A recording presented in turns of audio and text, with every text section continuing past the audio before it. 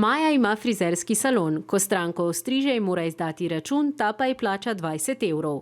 Del njenega zaslužka dobi država. Od 20 evrov, ki jih Maja prejme, mora skoraj 2 evra dati državi. To se imenuje davek. Če Maja stranki ne izda računa, rečemo, da je stranka plača na roko, država pa ne dobi ničesar. To se imenuje siva ekonomija in je prepovedano. Da bi država sivo ekonomijo preprečila, uvede davčne blagajne. To je računalnik, ki je povezan z internetom in ima nameščen poseben program, s katerim na Finančni upravi Republike Slovenije, ki je zadolžena za nadzor nad plačevanjem davkov, vedno lahko pregledajo, koliko računov je Maja izdala in za kakšne zneske.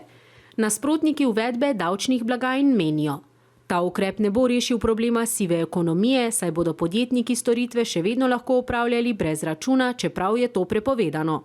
Predlagatelji davčnih blagajn pa pravijo: če bo podjetnik poskusil izbrisati izdani račun in tako prikazati, da je zaslužil manj, bo Furs to opazil in prestopnika kaznoval. Davčne blagajne bodo torej posebni računalniki, ki bodo po spletu povezani s finančno upravo, ki bo nadzorovala, ali podjetniki, ki poslujejo z gotovino, svojim strankam izdajajo račune.